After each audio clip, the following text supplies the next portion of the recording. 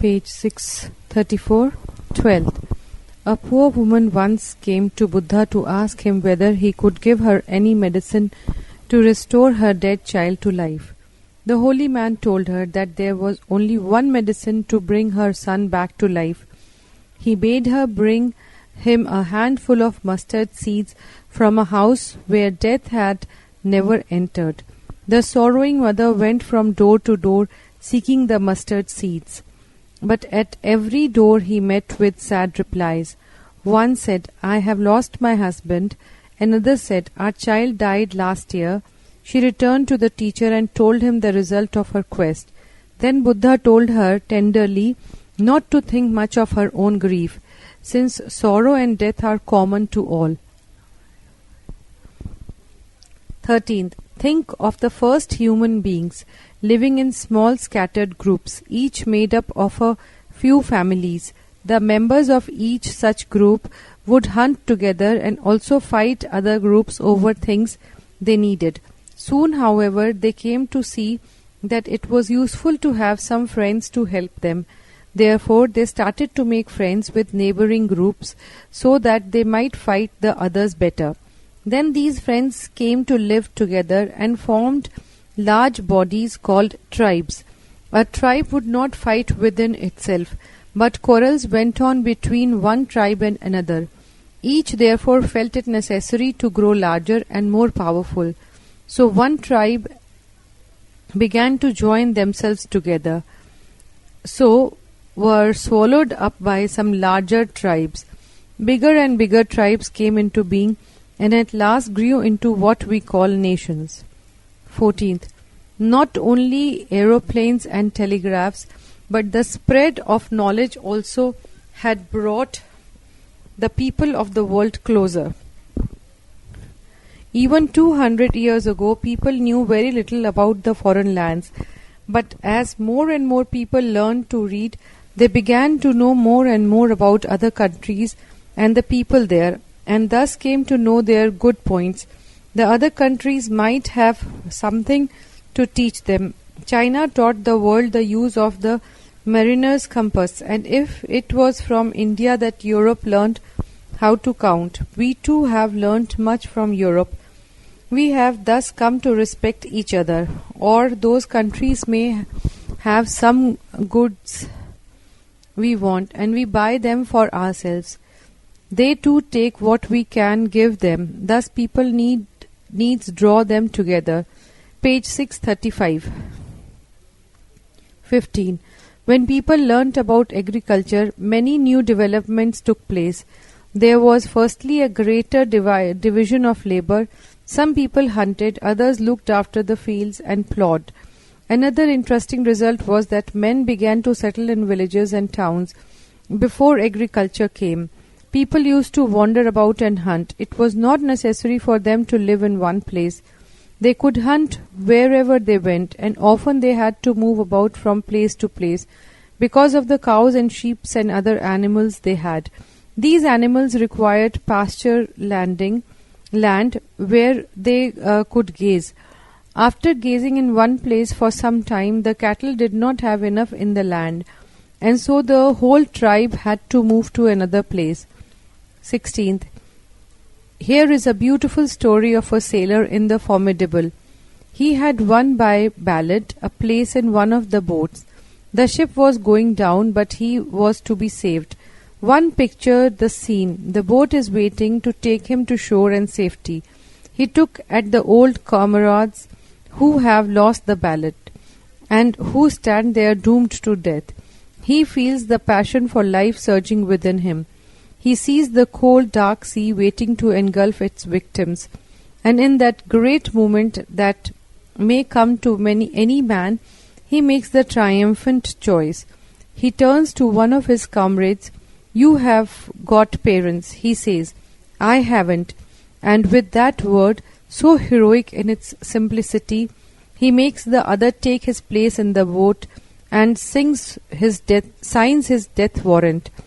The sea never took a braver man to its bosom. 17th. Indian civilization has been like a big tree which, though very old, has still green leaves bear fruit, and gives shelter to many people. Historians tell us that many influences have gone to the making of this civilization. The people who lived at Mohenjo-daro contributed something to it. Then came the Aryans, who preferred it after the Dravidians had made their own contribution. The Persian, the Greek, the Mughals added something to it. The English brought with them their own culture, the traces of which we find everywhere in India today. Many influences in this way from within and without have had an effect upon Indian civilization, but it has always retained and will ever retain certain fundamental characteristics. 18th. Another meeting place for scholars was the famous Buddhist university at Nalanda, the ruins of which may still be seen some 40 miles southwest of Patna. Its chief patrons were the Gupta kings. When Hong Seng, the Chinese traveller, visited it, he found that the university was housed in fine buildings and that there was a splendid library. He says, "The priests, who number many thousands, are engaged in discussions. If any authorized person desire to enter the university and take part in the discussions, the keeper at the gate asks them some hard questions. Only those who can answer the questions are allowed to enter. Students from all over India and some from China, Japan, Ceylon and Korea could be seen there. All went till AD 1200, when this renowned seat of learning was destroyed by the invaders." 19th. If we run through all the great names of the world and think of all the great things men have done, we shall find nothing to stir the human heart like the story of Joan of Arc. She did not live beyond her teens, and all her greatness came in 2 short, vivid years. But in those 2 years, she made herself the wonder of the world. She startled France and England too. She struck dismay in the hearts of kings and lifted up the hearts of common people. She led armies into battles and gained great victories. She raised her country up from misery and gave it hope and confidence. As a reward, they took this matchless girl and put her in the fire and sat round when she was burnt. 20th. Primitive man found himself at the mercy of all kinds of material forces which he did not understand and could not control, thunder and lightning and earthquakes and floods. He could not imagine these things happening without something to make them happen, and according to his ideas, something meant somebody. In this notion of somebody, some kind of person who caused these dreadful things to happen, we have the beginning of the idea of God. But primitive man did not think of one God, who was responsible for everything that took place, but of a number of gods, each of them ruling over a particular department of the world. Thus came a multiplicity of gods, a god for the moon, a god for the sun, a god for learning, etc. The gods loved and hated and struggled and had favorites like human beings. All through the early history of man runs the idea that it is only by praying to the gods that man can escape the many perils of life. This was the origin of prayer and worship. 21st. Page number 636. In the beginning of the 13th century, Europe first began to hear about the Tartans, who came from the far east of Asia. They were a wandering people who did not cultivate the land, but lived by war and plunder. Savage in their habits, these terrible warriors, mounted on their hardy ponies, were sweeping westwards under their chief Chengiz. In the north, one horde of them overran the east of Russia, while in the south another horde captured Baghdad, 1258, and their great king Kublai Khan reigned from Peking to the Caspian. The Turks also were spreading across from Asia Minor into the Balkans and captured Constantinople in 1453. The Arabs, who had long held North Africa across into Spain at Gibraltar, Thus Europe was reigned by a semicircle of fierce people. 22nd.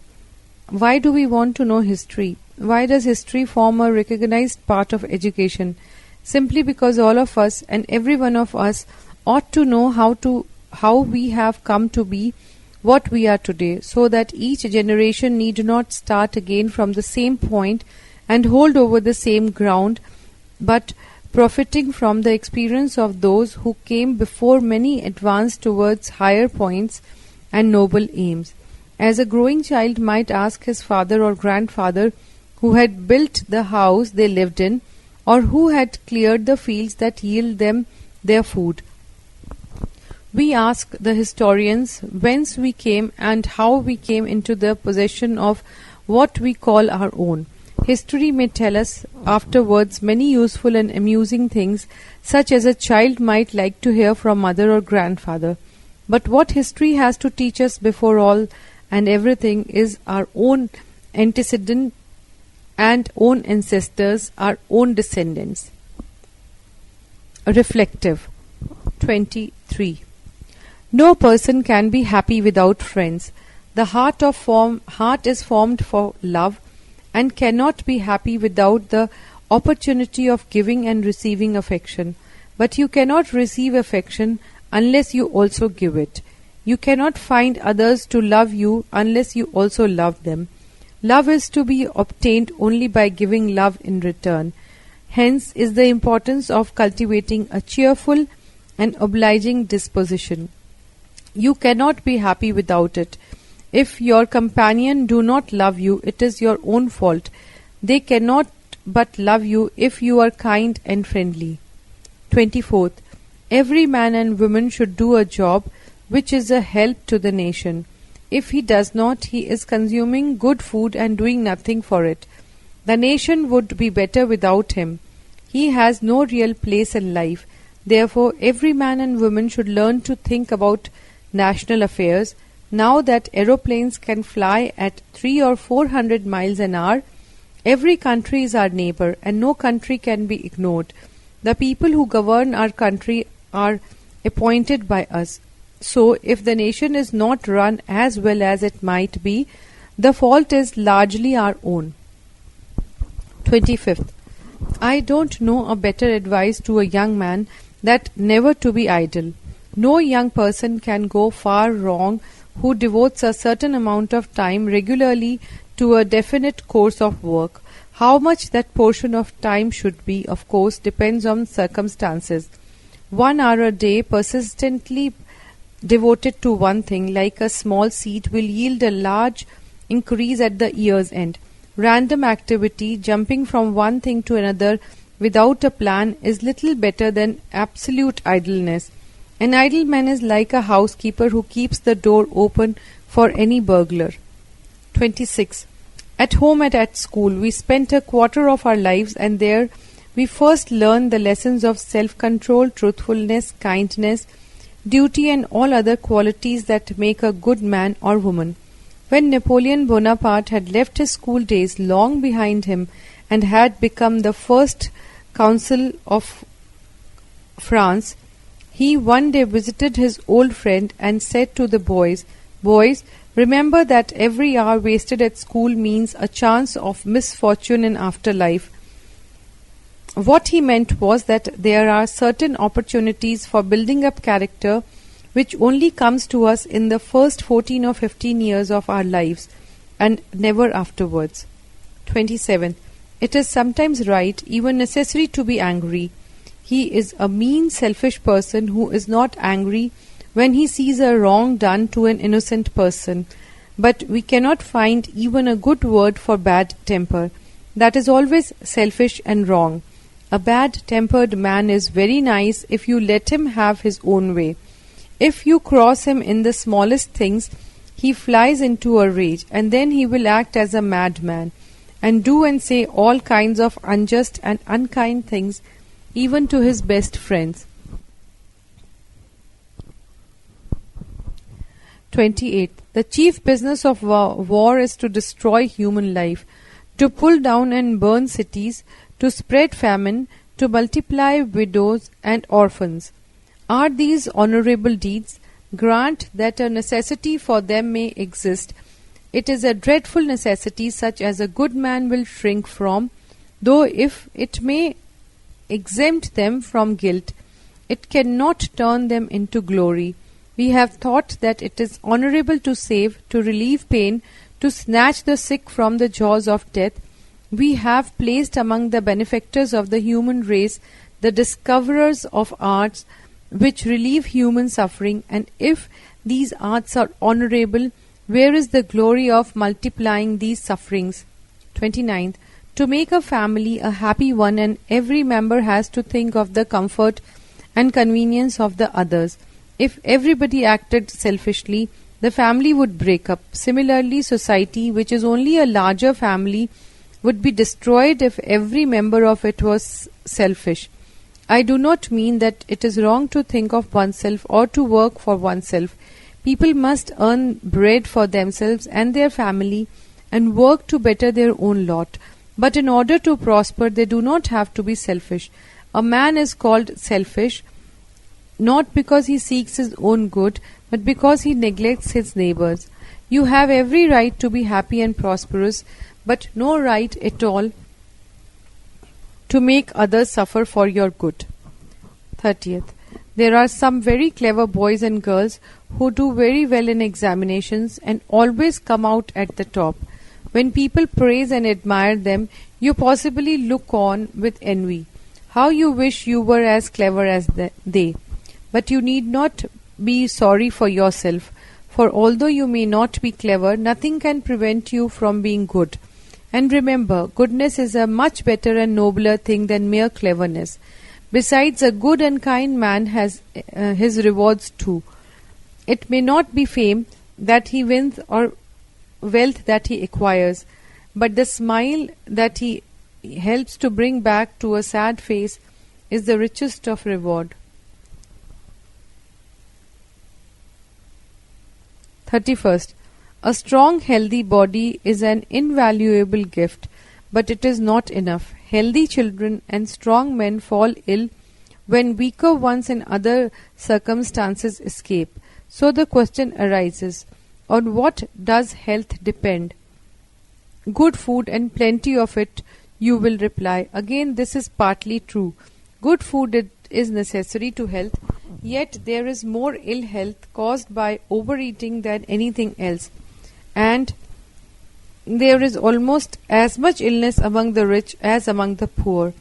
Actually, indeed, the healthiest boys and girls are often found in uncivilized, savage races who dwell among dirty, unsanitary surroundings and who live on raw fruits and vegetables and very little meat. 32nd.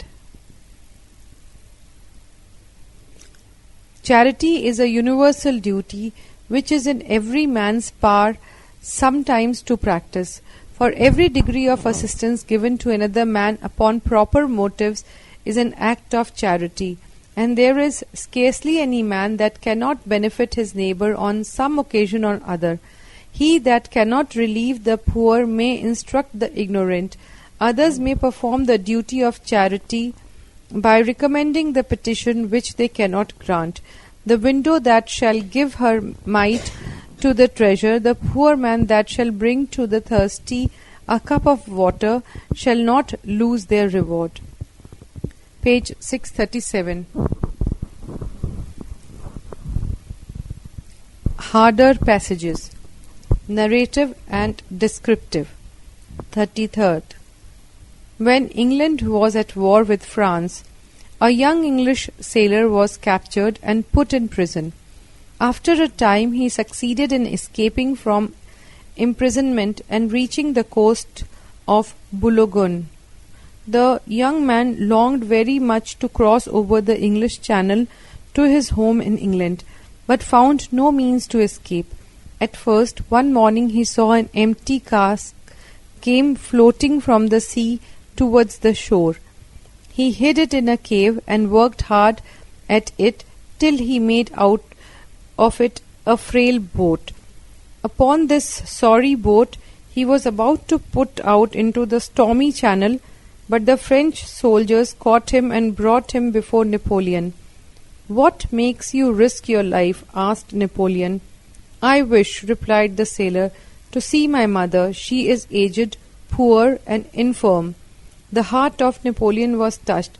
He gave orders that the young man should be sent to England at the first available opportunity. 34. One remarkable thing about Ahilya Bai was her love of simplicity and truth. She would have no lying flattery at court. When one day a poet brought her some verses singing her praise in terms of the most exaggerated flattery, she would have none of them. "I am a weak and ignorant man.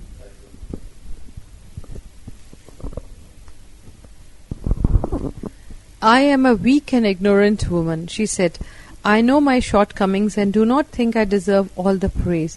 So while the poet was kindly treated for his pains, the poem was thrown into the river by the queen's own command. Yet without any flattery the people of Malwa had to praise this wise, brave and noble queen, who left her land at peace for 30 years and made her people happy, prosperous and contented. She died when she was 60 years old, a fine ruler and a great woman, worthy of every honor and privilege that womanhood can claim. Page 638. 35. Ancient books were written by hand, and all the copies of a book had to be made in the same manner. It must have been a tiring task, and it is not surprising that mistakes crept in. A modern schoolboy thinks himself ill-used if told to copy out 100 lines as a punishment. But what would he think if he were to copy out the whole Bible? Yet men used to spend their lives doing just such work before the printing press was invented. This invention changed the story of books completely. The earliest book known is a Chinese one printed from an inked block at the end of the 19th century. But more than 500 years were to pass before anything was known about printing in Europe. 36. For thousands of years, people lived and died without being able to read or write, largely because there were no letters or alphabets in existence. Little or no progress was made throughout these centuries by the human race. Men were not able to pass on their knowledge to those who came after them, for there was no way of recording their experience. At last, however, in the ancient land of Egypt, a very clever method of writing developed around about 4000 BC. It was composed of little pictures and symbols. These pictures included animals, birds, and in fact objects of all kinds. These were carved on the walls of temples and tombs and written by hand on rolls of papyrus, the Egyptian plant which, in its dried state, served as writing paper. 37. Einstein was very simple in his ways of life and indifferent to his astounding fame. Once the Queen of Belgium invited him to Brussels. When he got down from the train at Brussels, he could not think that there were actually many gorgeously dressed officials to receive him at the station. The officials also expected to see somebody who would appear to be rich and aristocratic before them. They could never imagine that this shabby man would be Einstein himself. So they went back to the Queen and informed her that he had not come by the train. Einstein, however, walked the whole way with a suitcase in one hand and a violin in the other. When he reached the destination, the Queen said to him, "I sent a car for you, Dr. Einstein." "I did not think," replied the great scientist with a smile, "that anybody would send a car for me, but I can assure you I have greatly enjoyed the walk." 38. The lot of our Indian peasants is certainly a pitiable one. In the first place, he is illiterate, and does not therefore know more than he had inherited from his forefathers. He plows his tiny pieces of land from morning till evening, and if the season favours him, earns what barely suffice to meet his daily demands. He does not grumble to pay his rent so much as he earns, and yet he does not care to save anything for tomorrow. To improve his condition, the supply of good plough cattle, the adoption of preventive measures to save the animals from disease, and primarily education should engage the serious attention of the Indian government. 39th. In old days, the common needs of the villagers were looked after by the rich landowners. They were the natural leaders, and each one had a personal interest in the welfare of his own village. They made the roads, repaired the temples, and saw that the tanks were clean and the surroundings healthy. Carpenters, smiths, weavers, and craftsmen of all kinds lived in the village and served both the rich and the poor. The village was able to provide itself not only with food and clothing, but also with education and entertainment. When the landowners left the village and went to live in the new growing cities, everything was changed. They no longer cared about the health, cleanliness, and good order of the villages because they did not live in them. They cared only about collecting the income from their land. As a result, the villages became ruined. 40th. You see today a little man sit on top of a great big elephant and make him do what he wills. The elephant is big and strong, far stronger than the little mahout sitting on its neck. But the mahout can think, and because he can think, he became the master, and the elephant his servant. So as thought grew in man, he became cleverer and wiser. He found out many things: how to make a fire, how to cultivate the land and grow his food, how to make cloth to wear and houses to live in. At first, men used to wander about from place to place, probably living in some kind of tents. They did not know then how to grow their food from the land. Perhaps there were some wild nuts and fruits which men ate, but mostly they must have lived on animals which they killed. Page 639. 41. It is said that once, while hunting, one of the arrows of the king accidentally wounded a young man. The aged mother of this man sued the king before the Qazi. The Qazi was a very upright man and never shrank from duty. He passed a sentence upon the king and ordered him to pay full compensation to the old woman. The king was pleased and at once paid the fine imposed. When leaving the court, he drew his sword and said to the judge, "If today you failed to punish me, as I am the king, I would have beheaded you with this sword of mine." The Qazi, showing a cane, retorted, "If you had disobeyed me today, I would have flogged you with this cane. I am glad that we both have come through this trial of God." 42nd. Generally, people think of a desert as a vast, level, sandy plain like the sands of the shore at low tide, stretching away into the distance farther than the eyes can reach. In reality, nothing can be much further removed from the truth, for although the desert may in certain places be flat and sandy, it is also frequently hilly, and it may be mountainous. It may be covered not with sand but with rocks. It may be a wavy plain, or it may be a wide sea of sand hills. It appears not unlike the waves of a stormy sea. In certain places too, the desert is not unfertile. The great areas of what are now barren land could be made to grow good crop if they could only obtain enough water. 43rd. The story of Florence Nightingale's achievements in the Crimea reads like an epic.